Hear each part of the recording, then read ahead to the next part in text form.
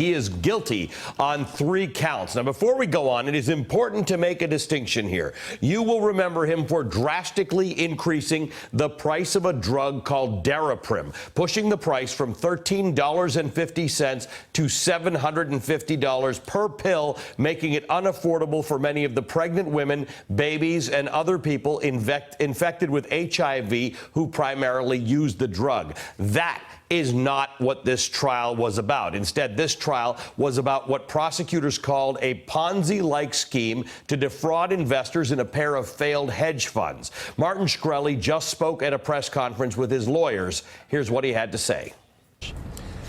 Thanks very much. I think Ben said it all.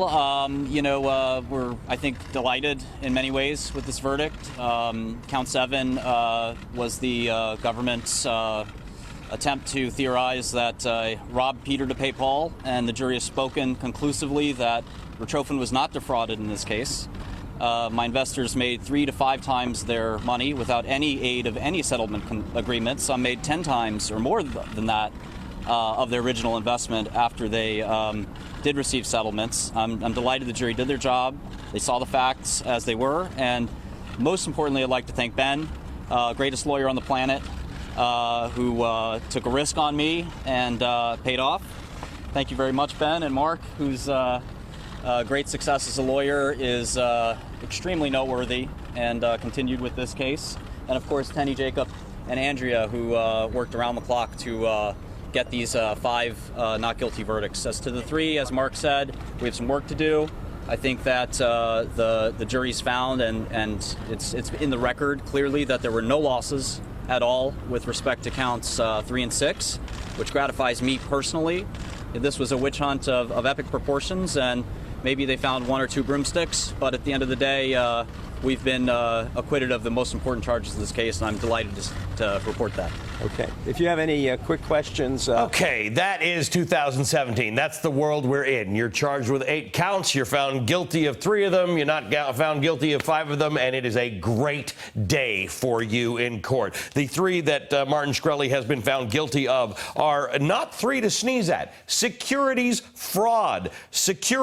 fraud, and conspiracy to commit securities fraud. These aren't little matters. For latest on this, I want to go to NBC News' Joe Kent, who's been following this story for us. And of course, Joe, the distinction for most people is that he's known for one thing, the Pharma Bro stuff, the poking his finger in the eyes of legislators and lawmakers and regulators. But this is something different altogether.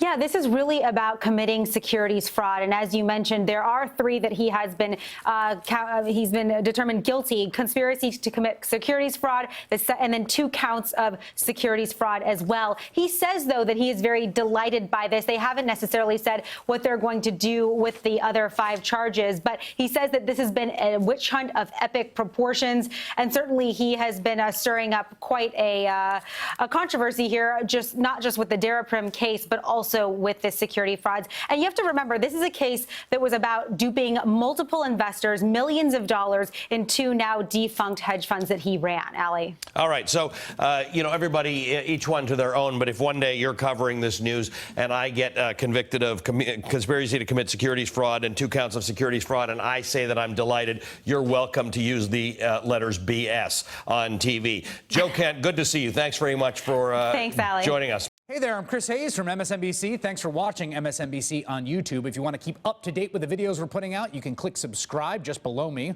or click over on this list to see lots of other great videos.